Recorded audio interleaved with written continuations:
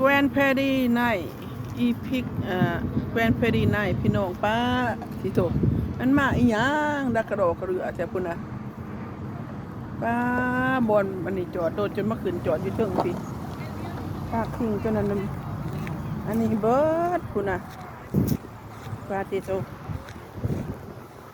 ไอ้เด้อดอกประตูดอกบ่ดอกดอกบ่ป้าที่โตนั่นมาอย่างดักกระโดดกระเดือใช่เนาะพี่น้องแกรนด์แพรี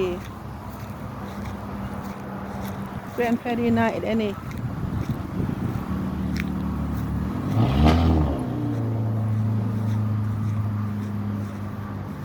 ไอ้แดงจะได้ประตูรถหรือบ่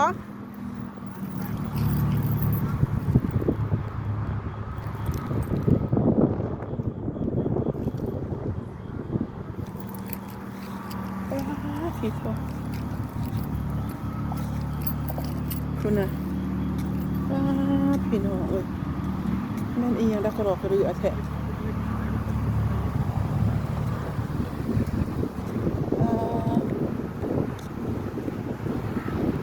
คนมาเด่นเองดักกระโดดกระเดือแท้คุณน่ะ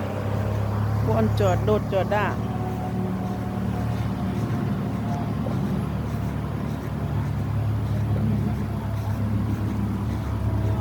พอยประตูรถจะดอกหรือบอกป้าสีสุ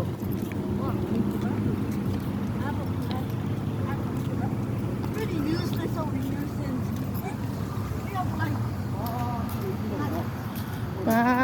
สีสุอัน3พอดูนี่ก็ไปบ่นี่3พอดูนี่ก็มาเด่นเนี่ยป้าพาเดนี่ไปกินพาเดนี่ไปใส่ดูไปกินแซนด์วิช And I brought a flashlight. Oh. Even though we don't need it. Come here.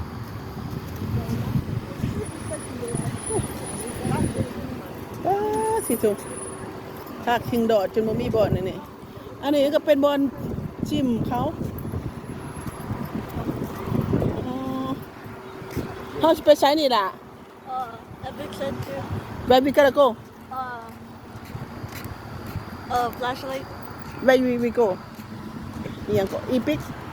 Center. Epic Center โอ้ยพี่น้องเอ้ย มาคนดวงคนหลายแท้ You don't express it. You tell Grand Prairie every Saturday เนาะ I like it. No Saturday นะคนหลายฮ่าถึงจะรถจนมันมีบอลจอดที่ตรงมี3พอดู2พอดูทั้ง2พอดูทั้งหน้า2ไม่ดูทั้งนี้คือกัน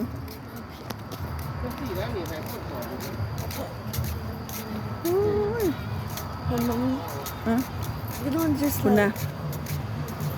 พี่ดึกว้าวมอเตอร์ไซค์ go the easy no ผู้ปอยอันนั้นแซนด์วิชตัวนั้นบาร์บีคิวหั่นนะตัวเข้าไปนั่น Mommy, it's not a pizza. No that Danny pick the อันนั้น No, where you want to go? Ask no. You want to go to Loop 9? Yeah. Where you want to go? No, where you อัน want แซ to นด์วิช go? อันบอดุตัวแซนด์วิชอันโอเคปะโก้ come on Nine. เนี่ยโอ้มาคุณอาหารเปิดใหม่แถวนี้มาเปิดเพราะว่าเขามาเปิดหานไปนี่แถวนี้เบิร์ดเลยนี่ โอ้นี่บอกทานอาหาร อ๋อ แล้วก็เปิดใหม่ โอ้ Hi. Hi. You want to go home? คุณ No.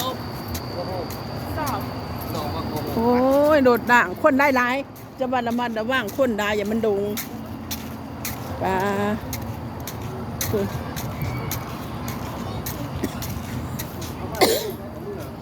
เมื่อสา โอ้ยป่านนั้นยังไม่มีบอลจอดโดด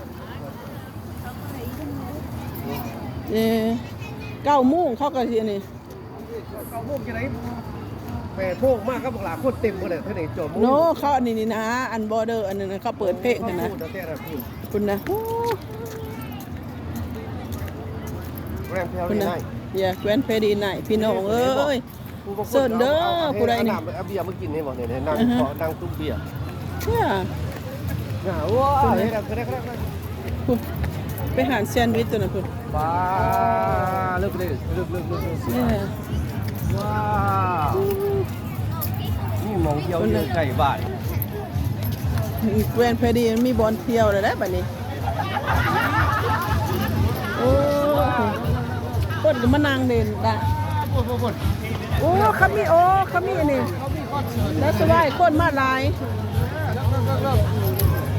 โมเมนต์ อยากขมิ้น เขาอันนั้นเขาอะไรนะพูดนะปลาพูดนะ มีดนตรีทั้งนั้น มีดนตรีทั้งใน Oh yeah. I remember the first time when we came here. Yeah. I noticed there was a little concert going. เขามีอะไรทั้งนั้นดีเด่นโอ้โหป้าที่สุดแล้วสบายคนหลาย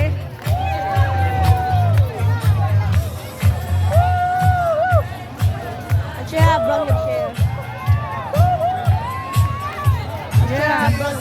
พี่ก็มีพอดีคุณ Dance with somebody. Dance with somebody. Come on, dance with somebody. Come on. Dance with them.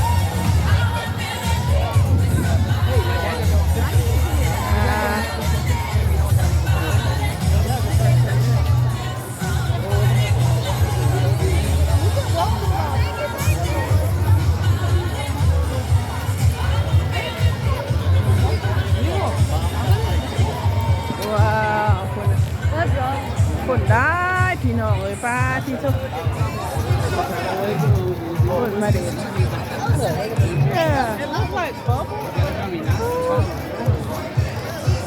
มาเด่นเนี่ยมันขึ้นเนี่ยมันเสาก็จะมีเขามีบอลเด่นบอลหัวเนี่ยโอ้คุณ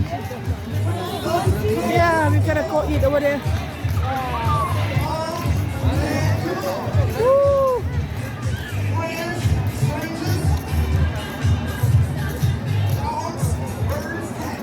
Yeah.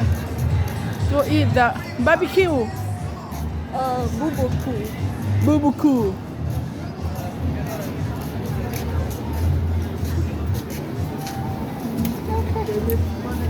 Thank you, mate.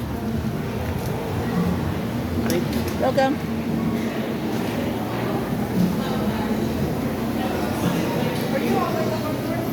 Làm việc như thế nào? Yeah. Oh. โอเคพี่น้องบายพอกันไหมสั่งอาหารก่อนเบิร์กเนี่ยอาหารอันนี้